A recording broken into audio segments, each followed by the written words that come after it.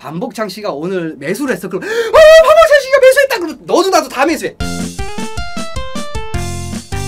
자, 유튜브 어린이들 선비쟁이들 트위치 그집빵꾸 안녕. 자, 이번 시간은 뭐냐? 케인의 인물 탐구, 인물 사전, 인물 파헤치기, 인물 뒷조사, 뭔진 모르겠지만 여러분 어떠한 인물의 전설적인 인물에 대해서 말씀드리겠습니다. 무려 100년 전 인물이에요. 100년 전 인물. 그것도 어디냐? 동인천. 문명의 중심지 동인천 주변에 신포시장, 신포동 있는 그곳에서 100년 전에 아주 전설적인 인물이 있었어요. 케이님 동인천에서 한 따까리 했나요? 아니야. 전국에서 모르는 사람이 없었던 정도의 파란만장한 인생을 살았던 100년 전의 인물 이야기를 하겠습니다. 그 이름은 누구냐? 이름하야 자, 100년 전 기사 발췌라 화질이 안 좋아. 미드왕 반복창이라는 인물입니다. 반복창이라는 인물이에요. 실명이 반복창이야. 100년 전이기 때문에 100년 전은 여러분 무슨 시대예요? 일제시대잖아요. 일제시대. 이분에 대해서 얘기하기 전에 이제 미두가 뭔지, 미가 뭐냐면 쌀미고 두가 이제 콩할 때 두예요. 여러분 우리나라 주식시장이 1956년인가 이제 생겨먹었잖아요. 이제 한국전쟁 끝나고 난 다음에. 근데 여러분 무려 100년 전에 이미 주식 같은 거래가 있었어. 뭘로? 바로 쌀로 거래를 하는 대한민국 최초의 거래가 있었거든요. 그 미두 거래소가 어디 있었냐? 동인천에 있었다 이거야. 동인천이었어.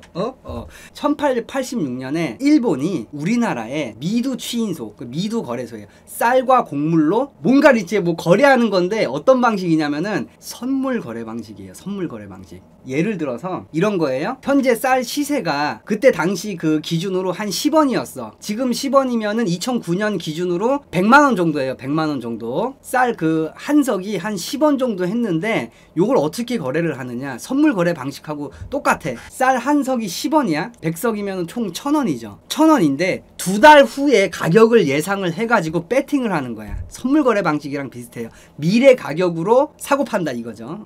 그러면 실제 쌀을 이렇게 들고 와서 쌀 이렇게 주나요? 쌀 갖다 주고 돈 받나요?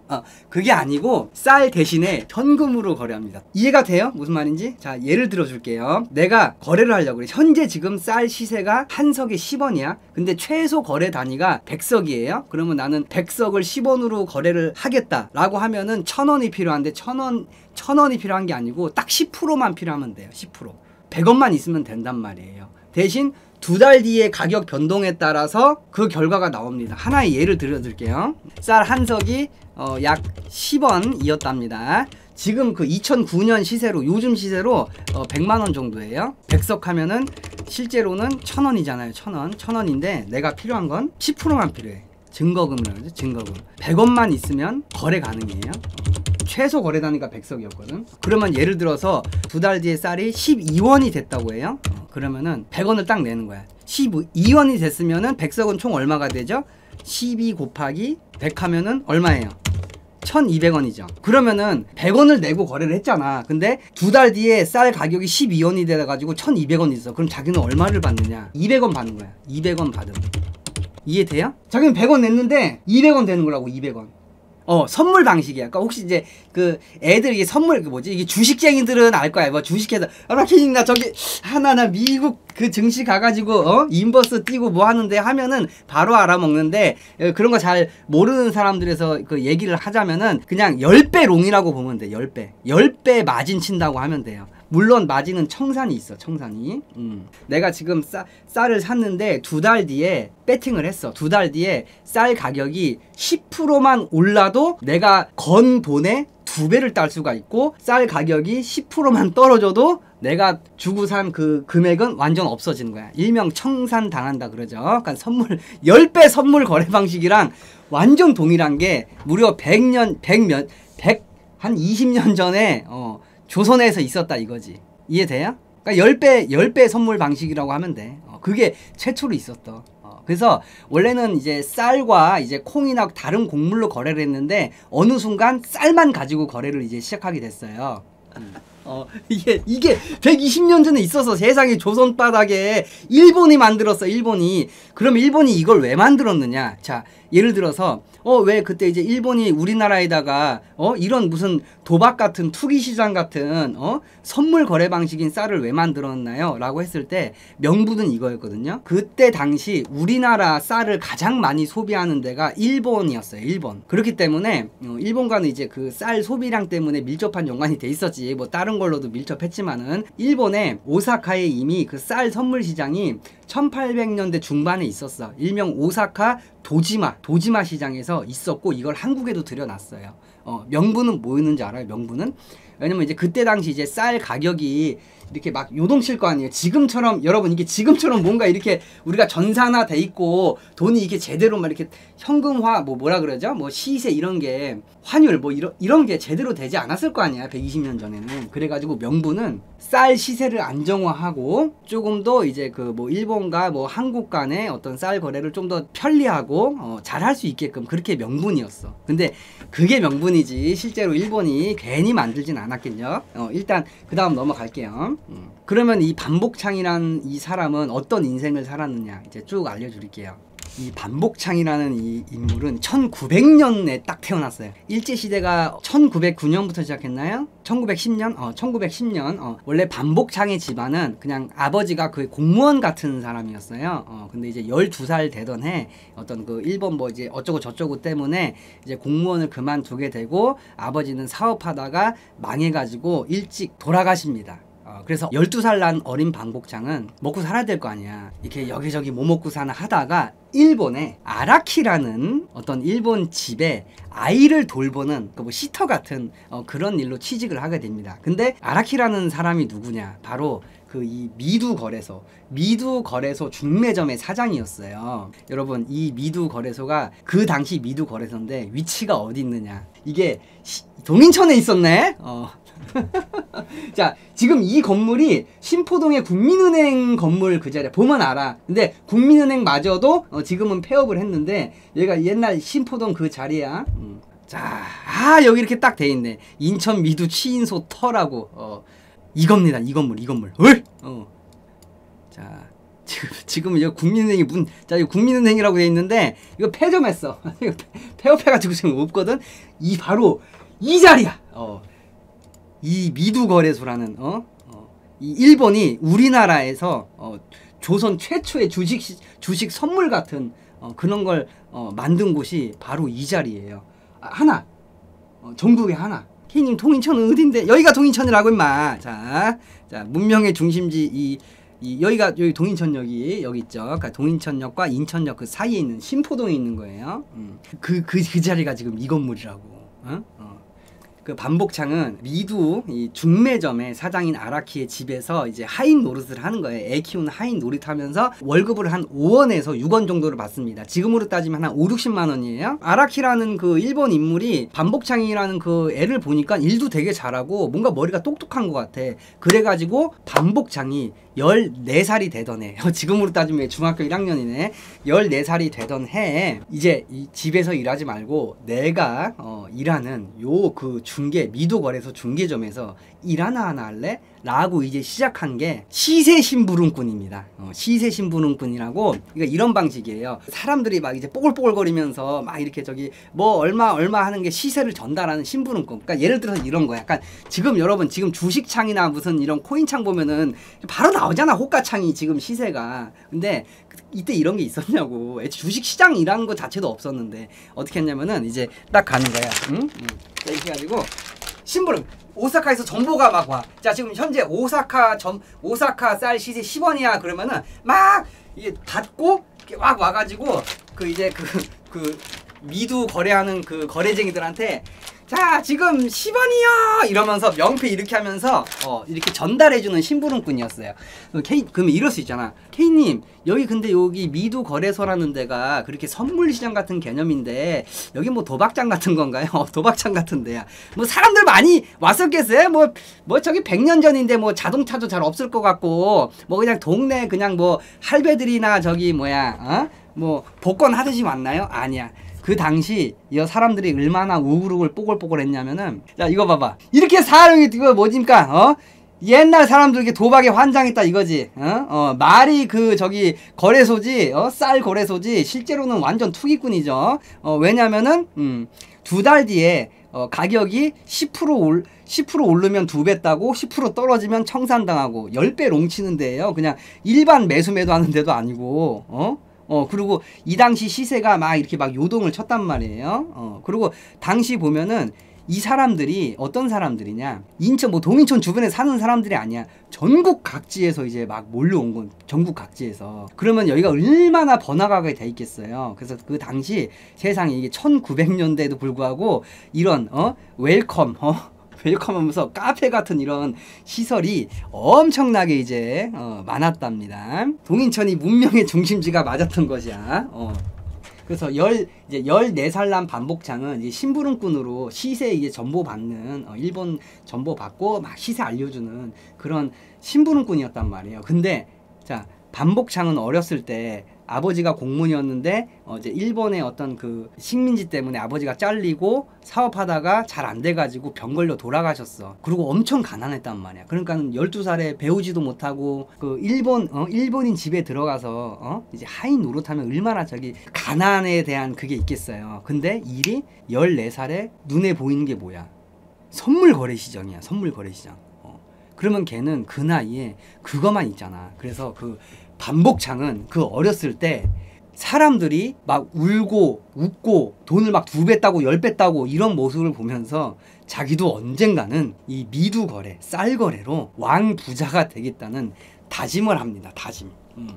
다짐을 하면서 자기 혼자 경제 공부를 해. 그러면 여러분 이렇게 생각할 수 있잖아요. 형님, 쌀 시세는 어떻게 결정됐어요? 쌀 시세는 뭐 어떤 걸 영향을 받냐? 날씨가 좋으면 쌀이 잘 나올 것이고, 그 다음에 거래량, 그 다음에 올해 어떤 그 농작이 그런 영양, 그 다음에 식민지 시절이지만 또 막 뭐 세계 1차 대전도 있고 뭐 중일 정쟁도 있고 뭐 여러 가지 뭐 전쟁 상황이 있잖아. 마치 지금이랑 약간 비슷하네. 지금 어떤 그 우크라이나 뭐 그런 전쟁 의하면은 그런 것 때문에 여러 가지로 쌀이 시세 영향을 받습니다. 근데 그 당시에는 뭐 지금처럼 이렇게 뭐 주식이나 경제나 이런 게 전문화가 안 돼 있잖아. 다 그때 여러분 1800년대 후반 1900년대 다들 뭐 하고 살았는지 알아요? 농사 짓고 살았어. 농사. 저기 논밭에서 일하시는 분들이 뭔 놈의 경제고 거기서 무슨 그때 무슨 미국 환율 생각하고 무슨 CPI 소비자 물가지수 생각하고 그러겠냐고. 그런 게 없었던 시절인데도 반복창은 쌀 시세에 영향을 주는 게 뭐지? 날씨인가? 그러면서 자기 혼자 경제를 독학을 해요. 그 시대에 엄청 딱 노력을 했어. 그러면서 자기가 그냥 한지에다가 아무도 안 알려줬는데 자기가 그날 쌀 시세를 막 그래프를 막 그려. 세상에 1900년도에 21평균선인지 200일 이동평균선도 그것도 막 고안해내. 월급 그 한 달에 5원 6원 받으면서도 돈 거의 안 썼단 말이야. 종잣돈 하려고. 그러다가 19살이 됐어요. 미두 그 중매점 사장인 그 아라키가 반복창에게 너 2인자 해라 딱 이러는 거야. 그러니까는 이제 그 거래 중매점 그 사장 아라키 다음으로 시장 대리인, 그 중매점의 시장 대리인으로 승격을 합니다. 심부름꾼에서 승격을 하면서 일본인 칭호도 받아. 반지로, 유지로가 아니고, 자, 지상 최강 한마 유지로가 아니고 반지로라는 어떤 그런 칭호도 받습니다. 거의 오른팔이지. 그만큼 총명했다는 거지, 반복창이. 그래가지고 19살에 시장 대인으로 저기 승격하면서 월급도 10배나 올랐어. 월급도 한 60원. 그러니까 지금 시세로 하면 60만 원인데 어쨌든 그때 시대로도 고액 직장인이었어요. 그러면서 이제 시장 대리인으로 이제 계속 이제 일을 배우면서 자기는 완전히 진짜 계속 혼자 독학하고 뭐 하고 그러고 있었어요. 그런데 말이야, 원래 미두 거래소가 초반에는 그렇게 투기장이 아니었어요. 왜냐면은 쌀 시세가 계속 그냥 약간 이제 횡보였거든. 그냥 10원에서 20원 사이 그냥 왔다리 갔다리 그러면서 처음에는 사람들이 뭐 전국 각지에서 막 이렇게 소문날 정도면은 뭐가 이렇게 빵 터져야 되잖아. 그럴 정도는 아니고 그냥 이제 횡보하면서 그냥 뭐 아는 사람만 아는 뭐 이제 그런 정도였는데 엄청난 대격변이 일어납니다. 1886년부터 1918년까지는 쌀 시세가 10원에서 뭐 15원 사이 왔다리 갔다리 해가지고 별로 재미가 없었어. 근데 1918년에 세계 1차 대전이 끝났습니다. 세계 1차 대전이 시마이 전쟁 후 복구 사업을 통해서 1번은 대호황기를 누려요. 대호황기. 대호황기를 누르면 어떻게 돼요? 1번이 소득이 높아질 거 아니에요. 국민들. 일본 국민들의 소득이 높아지면은 당연히 쌀 그 소비량이 많아지겠죠. 쌀 소비량이 많아지는데 하필이면 1918년 그 해 쌀 농사가 풍년이 된 거예요. 풍년. 날씨의 영향으로 쌀이 이게 별로 안 난 거야. 일본이 그 전후 그 복구 사업으로 경제는 호황이 되고 쌀 소비량은 늘었는데 쌀이 별로 안 난다. 그러면 쌀 가격은 어떻게 될까요? 완전 폭등하겠죠. 자, 내가 지금 흉년이라 그랬는데 풍년이라고 그렇게 잘못 발음했나 뭐 어쨌든 흉년이에요. 그때 이제 날씨가 안 좋아가지고 쌀이 어쨌든 소비가 잘 안 됐다. 그래서 쌀 소비량은 높아지는데 별로 생산이 안 돼서 이제 그때 이제 왕폭등이 일어납니다. 10원 하던 게 막 30원까지 그냥 30원, 40원까지 이렇게 쭉 한 번에 이제 폭등을 해버려요. 폭등을 하면서 문제는 시세가 너무 왔다리 갔다리 하는 거예요. 왔다리 갔다리. 하루에 막 예를 들어서 시세가 20원이 왔다 갔다 해. 그러다 보니까는 무슨 현상이 발생하나요? 왕부자가 탄생합니다. 뭔 말인지 알아요? 쌀이 10원에서 11원만 돼도 2배를 먹을 수 있는데, 자, 왕폭등으로 10원에서 이제 30원까지 한 번에 쫙 간다고 해봐. 그러면은 10배 롱치면은 얼마까지 벌 수 있을지 여러분들 한번 상상을 해봐. 뭐 비트코인 이거는 뭐 째바리도 안 돼요. 이거는 비트코인 변동성과는 째바리도 안 되는 그런 거예요.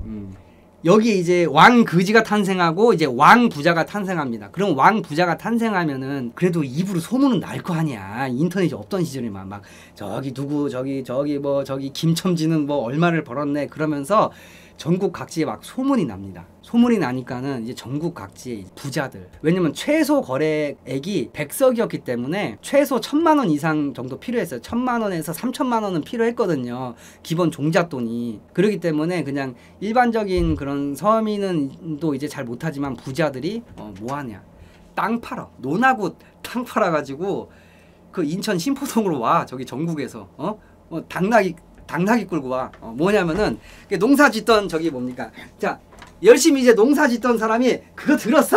저기 옆집에 김첨지가 저기 인천에 그 미둔가 뭔가 그거 해가지고 아주 그냥 큰 부자가 됐디야. 요즘은 쌀값이 무조건 올라가지고 무조건 돈 내. 이런 게 이제 동네 이제 그 안악내 그 아저씨들한테 다 이렇게 된 거지. 이해되죠? 우리 2017년에 비트코인 광풍 일어났을 때 생각해봐. 동네 아줌씨들 했던 말, 그 비트코인가 뭔가 그렇게 돈이 된디야. 이거랑 너무 똑같아.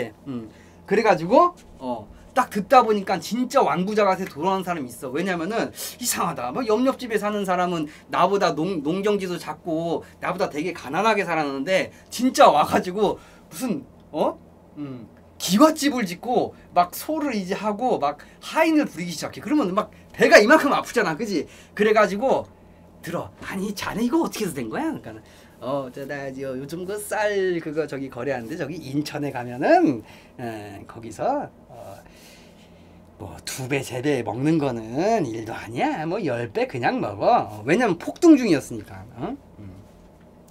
그래가지고 이제 그 사람들이 뭐 합니까? 밭과 논을 팔아.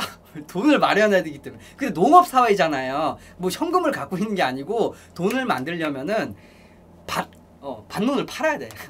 팔고 당나귀 끌고 당나귀 이제 돈 이렇게 싸들고 하면서 당나귀 타고 이렇게 오는 거야. 저기 멀리 저기 예를 들어 뭐 부산부터 뭐 저기 광주부터 저기 강원도 거기서부터 사람들이 이렇게 당나귀 타고 이렇게 돈밥 한 돈으로 이렇게 모이기 시작해요. 그럼 모이기 시작하면 그 주변 그 미두 거래소 주변에 뭐가 생겨납니까?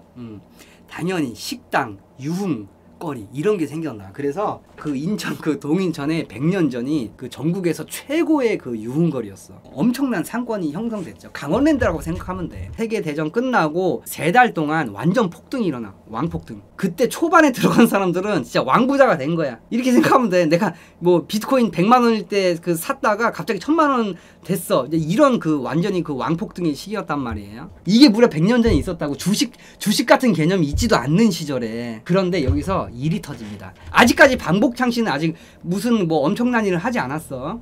문제는 말이야. 그 아라키라는 그 사람 있잖아요. 미두 중매점 사장인 아라키. 그 사람은 거래 수수료만 이렇게 받는데 만족을 했을까? 아니겠죠. 거래 수수료도 받으면서 자기도 투자를 했을 거란 말이야. 왜 폭등인 시절에 지금도 더 왕부자 돼야 될 거 아니야. 거래 수수료만 받아도 되는 거를 자기 돈으로 처음에 했는데 자, 문제는 말이에요. 그렇게 3개월 동안 폭등을 하다가 1919년 1월달 갑자기 폭락을 해버려. 자, 1918년 가을부터 한 3배, 4배 3달 동안 폭등하다가 정확히 3개월 폭등하다가 1월달 돼서 딱 폭락을 해버려. 그러면은 여기서 얼마나 많은 사람들이 청산을 당했겠어. 다들 이제 끝없이 올라갈 줄 알았는데 왕폭락을 해버리니까는 많은 사람들이 청산을 당하고 아라키마저도 돈을 잃습니다. 문제는 이 아라키가 미친 짓을 합니다. 지가 번 돈 지가 잃은 게 아니고 미두 거래소 중매점 사장이니까 고객들의 돈을 지가 받을 거 아니야. 근데 현금으로 받고 수표를 이렇게 발행을 했는데 지가 가짜 수표를 발행을 해. 고객들한테 예를 들어서 1,000만 원을 받았어. 그럼 1,000만 원어치 수표를 발행하는데 자기는 이제 돈 다 잃어서 없고 가짜 수표를 발행해가지고 함께 같이 한다고. 근데 소문이 난 거예요. 거기 소문이 빨라. 우리 그 조선 우리나라 분들 그때 당시 조선이라 그랬으니까 우리 조선 우리 분들이 아니 아라키 돈 다 잃었다는데? 그래서 그 사람 왜 그런데? 아이고 중매소 중개소 사장이 말이야. 근데 지가 하는 것마다 잃는데 하면서 얼마나 그렇게 소문이 이렇게 잦아있는지 돈 따려면 아라키야 무조건 반대. 반대 매매. 그러니까 이게 소문이 난 거야. 이때 우리 조선 우리나라 사람들한테 아라키가 매수하면 팔면 되고 아라키가 매도하면은 사면 돼. 이런 게 소문이 막 잦아있어. 아반꿀. 그게 조선 팔도에 이렇게 소문이 나가지고 아라키 자존심 팍 상하잖아. 정말 귀신같이 아라키가 사면 떨어지고 아라키가 팔면 오르고 이랬단 말이에요. 완전 펠레야. 정말 그 당시인데 어떻게 조선 팔도에 그렇게 소문이 났는지. 그래가지고 돈을 다 잃었고 가짜 수표를 발행해가지고 현금 받은 것만큼만 그 수표를 발행해야 되는데 가짜 수표 발아가지고 딱 합니다. 그럼 어떻게 되겠어? 아라키가 1월달에 이만큼 폭락했으니까 반등 올 거야. 쌀값 어차피 다시 오르게 돼 있어 하면서 롱에 겁니다. 롱에다 가짜 수표를 걸어. 근데 사람들은 뭘 걸어? 조선 사람들, 우리나라 사람들은 반대 매매해야 되잖아. 숏에 이렇게 건 거야. 실제 돈은 숏을 걸었는데 지는 가짜 수표로 왕롱에 걸었단 말이야. 결과가 어떻게 됐어요? 계속 폭락을 했어. 그러면은 봐봐. 숏 배팅에 한 사람들은 돈을 2배, 3배 땄잖아. 그럼 돈을 줘야 될 거 아니야. 근데 돈을 못 줘. 왜냐면 가짜 수표에 롱 한 게 다 청산이 되기 때문에 청산될 수 있는 현금을 제외하고 일본에서 받아오는데 돈이 안 남잖아. 그래서 아라키가 너는 조선 사람들이 돈을 땄는데 줄 돈이 없는 거야. 그래서 파산을 합니다. 나중에 파산 직전에는 아라키가 시세 조작까지 하려고 그랬어요. 어느 정도까지 였냐면 아라키가 하도 지가 틀리니까는 반복창을 시켜가지고 가서 찌라시 좀 뿌리래. 지금 뭐 여의도 찌라시처럼 찌라시 좀 뿌려. 그래서 뭡니까? 이제 곧 일본에서 무슨 정보로 이제 곧 쌀이 폭등한다고 찌라시 좀 뿌려 해가지고 방복창이 그건 좀 아니지 않냐. 그러니까는 하라면 해. 그러면서 까라면 까야지 어떻게 그지? 그래서 악의적인 소문, 그러니까 찌라시를 퍼뜨립니다. 왜냐면은 뭐 아닌 말로 쇼충이들 뚝배기 깨버리 뭐라 그러죠? 아무튼 뭐 이제 그렇게 해버리려고 악의적인 소문을 이렇게 내버립니다. 근데 웃긴 게 뭔지 알아? 우리 조선 분들이 이 악의적인 시세 조정 찌라시를 냈는데도 안 속아. 아무리 찌라시라도. 그래서 아라키는 어떻게 했대? 아라키는 매수래? 아라키는 오른다에 걸었대. 아무리 일본의 고급 정보라도 아라키 반대 아반꿀이기 때문에 사람들이 다 숏에 건 거야. 그러니까는 결국에는 파산을 해버립니다. 파산을 해가지고 아라키는 도망을 가요. 돈 못 주니까 일본으로 잽니다. 조선 이제 사람들은 뒤통수 맞은 거야. 그게 무려 100년 전에 있었어요. 여러분 1919년 3월에 영업 중지 명령을 합니다. 왜냐면 파산이 됐으니까. 여러분 1919년 3월 1일 날 무슨 일이 있었나요? 3.1 운동이 있었죠. 또 이제 3.1 운동 때문에 이제 분위기도 이제 어수선하고 뒤숭숭한 그때 미두 치인소 해업! 그러면은 거기 돈 넣은 사람들 다 아웃. 그때 이제 당시 이제 파산 금액이 부도 총액이 한 300만 원. 2009년 시세로 3천억 정도인데요. 현재 또 3천억이랑 달라. 왜냐면 그때는 이제 현금 흐름이 3천억이라 그러면 진짜 거의 뭐 나라를 거의 뭐 어떻게 좌지우지할 정도의 돈이었거든. 왜냐면 농업 사회이기 때문에 산업 사회가 아니잖아요. 자, 그래가지고 아라키는 도망을 갑니다. 그러면 이제 반복창은 뭐가 됐어요? 반복창은 이제 졸지에 백수신세가 됐어. 아니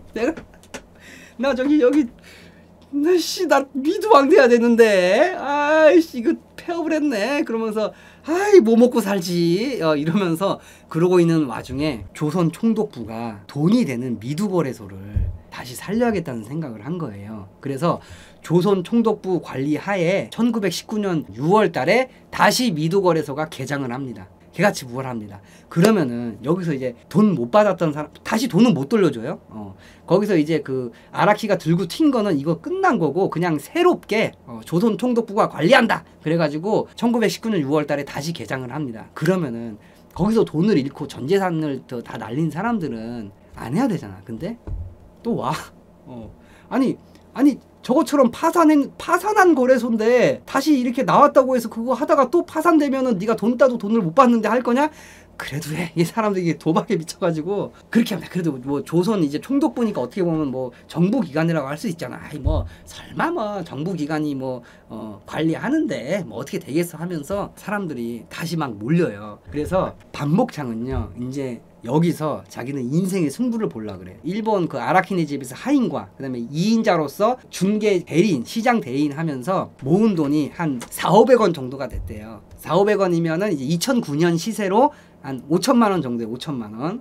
그러니까 8년 동안 개같이 아끼고 개같이 벌어서 종잣돈 5천만 원을 가지고 했어요.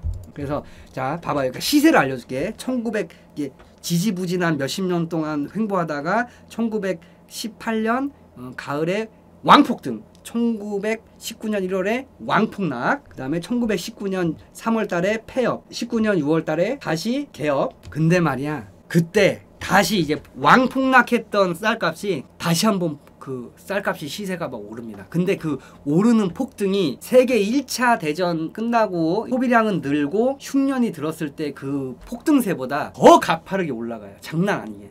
1918년 가을 3개월보다 더욱더 가파르게 폭등을 하는 시기에 딱 그 저점에서 하필이면 반복장이 인생을 다 걸기 시작한 거예요. 근데 반복장이 그래도 나름 경제 공부 열심히 했잖아요. 혼자서. 그러다 보니까는 백전백승하는 거예요. 백전백승. 또 하니까 무려 1년 만에 20살의 반복창이 미두 거래소에 뛰어 들어가지고 종잣돈 4,500원으로 들어가가지고 1년 만에 재산이 얼마가 됐느냐 400만원 2009년 시세로 400억 정도가 됐어요. 대단하죠. 근데 2009년 시세로 우리 지금 시세로 400억인데 또 지금 400억하고는 다른 게요. 그 당시 400억을 갖고 있으면은 우리나라 부자 순위 10위 안에 드는 정도. 그러니까 완전 재벌 아니야, 그지? 인간 재벌. 현금 동원력은 국내 1위, 현금 1위. 1년 만에 세상에 21살 반복창 씨는 단 1년 만에 우리나라 최고의 부자가 되었답니다. 그래서 그때 또 결혼을 해요. 누구하고 결혼하면요. 또 그냥 아무나 결혼하는 게 아니고 당시 조선 최고의 미녀 김우동 씨와 어떻게 또 결혼을 해요. 결혼을 하는데 그냥 한 것도 아니야. 엄청나게 그 호화스러운 결혼식을 합니다. 결혼식 비용만 3만 원. 지금으로 따지면 한 30억 정도인데 그 당시 어디서 했냐면 조선호텔, 경성의 조선호텔, 경성이 지금의 서울인가? 경성의 조선호텔에서 하는데 인천 사람이잖아. 동인천 사람이기 때문에 동인천에서 이제 그 하객들을 증기기관차 빌려가지고 전세 버스 빌린 게 아니고 아니 2020년도에 증기기관차랑 그리고 당시 서울에 자동차가 한 200대 정도 있었거든요. 증기기관차 빌리고 서울에 한 200대가 있었는데 그 정도의 한 3분의 1의 차량이 반복창 씨의 결혼식으로 막 옵니다. 그러면 정말 호화로운 거예요. 결혼식 비용이 이제 30억이 이상이 되니까 그 결혼식 규모가 왕 취임이라 그러나 거의 그 정도 급이었대요. 각종 정계, 인사, 탑급 인재들이 진짜 다 모였어. 땅도 한 400평 정도 땅을 사요. 인천 동인천에 400평 정도 땅 사고 집 지으려고 400평 땅을 사. 아주 엄청난 완전히 그 아방궁 같은 대호화 저택을 지으려고 땅과 집 짓는데 20만 원 하면 20만 원이면 200억 정도거든. 그 당시 지금 시세로 200억 정도의 땅을 삽니다. 400평. 엄청나게 그 노른자 땅이지. 왜냐면 이제 신포동 그 미두 거래소 주변이 완전히 엄청난 유흥가인데 1920년인데 완전 우리 그 일제 치안데 말이에요. 경동 사거리. 자 봐봐요. 여기에 한 400평 정도 되는 땅을 삽니다. 근데 여러분 1920년이야. 1920년에는 건물이 뭐 높은 건물이 있었을까? 2층짜리 건물이라도 있었을까? 거의 없었겠죠. 지금으로 따지면 이게 한강뷰야. 바다뷰, 오션뷰, 바다가 보이고 뒤에는 이제 자유공원이 보이는 국내 최고의 부자였단 말이야. 그러면 사람들이 이 반복창이라는 인물을 얼마나 동경을 했겠어. 인터넷 없던 시절이야. 전화도 없었던 시절이야. 입소문으로다가 전국 팔찌에 귀에 들리잖아. 야 저기 그 뭐지? 그 조선 그 저기 뭐지? 그 일본에서 그 애 키우던 그 가난한 애가 지금 조선 최고의 부자가 됐대. 뭘로? 가마 저기 뭐 쌀거래인지 미두거래인지 그걸 했대야. 그러면서 어떻게 그러면 나도? 그때 여러분 그럴 수 있잖아. 아이 그 바보 아니야? 누가 고점에 올라타? 그때는 고점이라는 개념이 있었냐고. 주식시장이라는 개념이 없었다니까. 어떤 그 역사의 지표가 없었어. 야 주식은 올라갔으면 내려갔다가 저점 잡고 어깨 무릎에 사서 어깨 파는 거 몰라. 그런 개념이 없었던 시절이니까. 죽을 때까지 올라갈 줄 알았으니까. 선례 자체가 없었고 경제관념도 없었고 농사 짓는 사람이 뭐 경제 뉴스라도 봤냐고. 뭐 지금 뭐 경제 유튜버라도 봤냐고. 하다못해 저기 종토방이라고 아니면 유료 리딩방이라도 가서 정보를 얻었냐고. 그냥 밥 깔고 노 깔다가 아이 저거 하면 무조건 돈 번대. 그래가지고 진짜 논밭 받아서 사람들이 문전성시를 잃었어. 그러면 근데 반보창 씨가 이제 그 전국 팔도로 사람들이 막 몰려오는 거야. 근데 별 사람들이 다 왔어. 우리가 2017년에 비트코인 광풍이 있었잖아요. 개인 중에. 그거보다 더 했지. 어느 정도인지 알겠죠? 거의 진짜 장난 아니야. 이 비트코인 광풍은 말도 안 돼. 근데 그 당시 반복창 씨가 1년 만에 400억 이상의 돈을 벌었을 땐요. 시세가 그러니까 실제로 그 쌀이 10몇 원에서 그 최고가 73원까지 됐어. 근데 이렇게 생각할 수 있잖아. 아니 그러면 73원 7배 버나? 그런 게 아니고 10배 롱이라 그랬잖아. 말 그대로 10%만 시세가 올라도 100%를 따는 거야. 자기가 번 돈에. 그리고 문제는 시세가요. 비트코인은 저로 갈아요. 지금 코인 변동성 때문에 코인은 쓰레기다. 그 정도가 아니고 시세가 하루에 20원이 왔다 갔다 하는 거야. 그러니까 뭐냐면은 7월 1일 날 20원이었다가 7월 2일 날 40원이었다가 7월 3일 날 20원이었다가 그러니까는 20원이 막 그러니까는 이게 여러분 이해돼요? 그것도 이제 10배 롱 아니야. 10배 롱. 그러면 이렇게 따지면 돼요. 삼성전자로 따질게요. 자, 내일 삼성전자가 10만 원이고 내일 모레 만 원이야. 내일 모레 글핀 5만 원이야. 4일 후는 5천 원이야. 이틀 있때는 20만 원이야. 지금 이 변동성이 비트코인 저를 갈 정도였다니까요. 그러면 여기에 얼마나 많은 쪽박쟁이, 얼마나 많은 대박쟁이들이 있겠어요. 그때 왜 안 했냐고. 그때 어떻게 막 그때 그때 할 거리 아니고. 그리고 사람들이 이제 그 반복창 씨를 이제 따르는 무리들이 알아서 생길 거 아니야, 그치? 그래서 반복창 씨를 따르는 무리들이 막 생기고 어떻게 보면은 반복창 씨가 이제 400억이 되면서 슈퍼 왕고래잖아요. 알죠? 그 사람이 이제 영향력을 일론 머스크 저리 가라급의 영향력을 행사한 거야. 약간은 뭔 말인지 알지? 반복창 씨가 오늘 매수를 했어. 그럼 반복창 씨가 매수했다. 그러면 너도 나도 다 매수해. 뭔 말인지 알지? 이게 그러니까 시세가 그냥 이제 일본의 오사카 시세로 이제 왔다 갔다 하는 정도를 떠나서 반복창 씨가 사면 오르고 반복창 씨가 팔면 떨어지는 오히려 반복창 씨의 그 거래 행위가 시세를 더 요동치게 한 거죠. 이해되죠?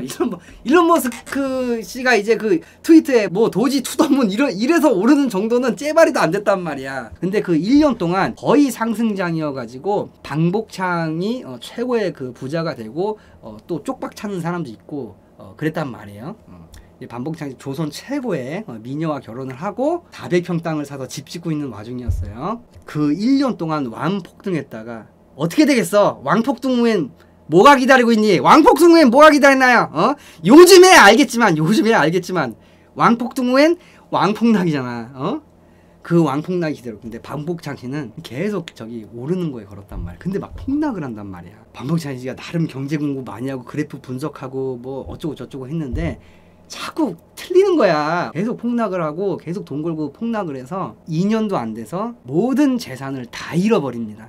나중에는 그 부인 조선 최고의 미녀 김우동 씨의 장인어른 돈까지 다 말아 먹으면서 그지가 돼요. 그냥 진짜 바로 생 그지가 되고 당연히 이혼했고 왕그지가 됐는데도 이 사람은 이제 무조건 그거 해야 돼. 왕그지가 됐는데 반복창 씨만 왕그지 됐을까요 여러분? 그때? 지금 따져봐. 지금 뭐 코인도 지금 왕폭락을 했잖아. 고점에 대부분 물리잖아. 우리가 2017년 그 광풍 시절에도 고점에 물려서 지금 다들 지금 투자자들 지금 마이너스 50 마이너스 70 이러고 있지. 다 힘들잖아. 정말 많은 사람들이 돈을 다 잃고 전 재산 잃고 극단적 선택을 하고 강원랜드랑 뭐 거의 비슷해. 당나귀 끌고 왔다 그랬죠. 그치? 부자가 자 당나귀 이렇게 돈 싸들고 이렇게 담배 곰방도 이렇게 하면서 했다가 돈 다 잃었어. 근데 주변 숙소야. 마지막으로 뭐해요? 당나귀 팔어. 당나귀 팔고 넣었어. 반보창씨 따라 했어. 다 망했어. 그때 당시 많은 조선분들이 폭락장에 목숨을 많이 잃으셨다 스스로. 그래서 반복창씨는 그 후에 어떻게 됐나요? 왕그지가 돼서 끊을 수 있을 것 같아요? 자 반복창씨가 반복창씨가 그러면은 역시 원점으로 돌아와서 열심히 일해가지고 착실하게 살았나요? 아니야. 그렇게 돈을 잃고 돈이 필요하잖아. 최소 거래액이 100석이기 때문에 종잣돈 3천만 원이 필요해. 근데 그거 어떻게 모으냐고. 그러면은 여러분 별게 다 나옵니다. 그쪽 이제 거래소 주변에 핫백이라고 뭡니까 허가받지 않은 얌생이꾼들이 있어. 그러니까 뭐냐면은 이거 최소 거래액이 1,000만 원, 3천만 원이니까 10만 원 있는 사람은 어떻게 거래하겠어? 안 되잖아. 그러니까 불법 사설 사설 이게 나와. 뭐냐면 이렇게 딱 판 깔고 자 이게 불법이야 불법. 이해되냐? 이해돼요? 자 이게 선 딱 그어놓고 자 이제 곧 시세가 전보가 돼요. 시세가 곧 와. 자 이제 곧 시세가 전보가 되는데 오른다 쪽은 이쪽, 자 잃는다 쪽은 이쪽 이러면서 이게 핫백이라 그래요. 이거 불법이야. 경찰에 와서 이게 내부 어떻게 보면 이 불법 사설 토토라고 할 수 있지. 이러면서 저기 거기를 막 기웃기웃해 반보창씨가 이걸로 돈 돈 10,000원이면 되니까 10원만 걸어도 되니까 이렇게 근데 이거마저도 다 잃어. 자, 그러던 시절이야 100년 전에. 자, 그래서 반복창씨는요 결국 30살에 중풍이 걸립니다. 중풍이 걸리고 정신병이 왔어요. 그리고 40세 너무나도 쓸쓸한 최후를 맞이합니다. 최후 송림동에 인천 송림동 송림동 아니? 자 인천 송림동 자 동인천 주변이야. 여기 어디매 곁방에서 혼자 쓸쓸한 최후를 맞아요. 40살에 여기 어디매 자 참 여기 어디매 100년 전에 여기 어디매 곁방에서 40세 쓸쓸한 그냥 최후를 맞습니다. 그러면은 30살에 중풍 걸려서 몸도 안 가눠지고 정신병이 걸렸잖아요. 그럼 40세까지 어떻게 살았어요? 40세까지도 딱 그 반복창씨가 40세 그 죽기 직전까지도요. 그 미두 거래소 주변에서 그지 차림으로 이게 풍이 걸려가지고 이렇게 거동도 불편하잖아요. 그리고 정신병도 걸렸어요.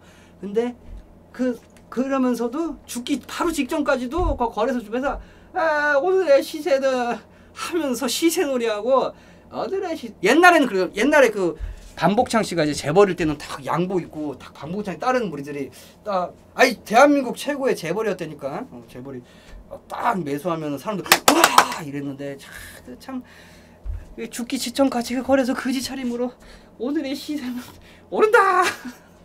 내일 떨어진다. 아무도 안 들어. 그래서 그 동네 사람들이 다들 이렇게 하는 어쩌다 저렇게 됐냐고. 얼마나 안타깝니. 끝내 죽기 직전까지 그 미두 거래소 주변에서 시세 맞추기 놀이하다가 사람들의 그 측은함을 받으면서 나이 40살에 동인천 송림동에서 쓸쓸한 최후를 혼자 맞이했답니다. 이러한 이야기였어요. 그래서 여러분 이런 말이 있어요. 인천 바다는 미두로 정답을 날린 자들의 한숨으로 파인 것이요. 인천 바닷물은 그들이 흘린 눈물이 고인 것이다. 라는 말이 있어. 인천 바닷물이 짠 이유가 이렇게 있었구만. 전답이란 이제 논밭이겠지. 이런 말할 정도. 이게 전국 각지에서 반복창씨를 모르는 사람이 없었고 너무 안타깝잖아. 근데 너무 웃기지 않아? 정말 최고 재벌이었던 게 딱 2년. 망하는데 2년. 결국에는 최고의 재벌로 살 때는 딱 2년이 채 안 됐어요. 그러면은 그 미두로 인해서 다들 망했나요? 혹시 잘 된 사람은 없나요? 있어. 반복창씨와 반대되는 사람. 반복창씨만큼은 아니지만 또 다른 미두 재벌이 있었어요. 반복창씨만큼은 못 벌었어. 하지만 돈을 많이 번 미두 재벌이 있는데 그분이 진짜 고점에서 딱 털고 나온 거야. 나와서 자기 사업한다고. 강익하 씨라고. 강익하 씨는요 또 다른 미두 재벌입니다. 반복창씨보다는 돈을 덜 벌었지만 진짜 고점에서 그냥 손 털고 나와서 자기 사업 회사를 차렸어요. 그게 대한민국 최초 보험회사인 대한생명이었고 그 대한생명이 현 한화생명이에요. 정말 인생이 다르지 않아?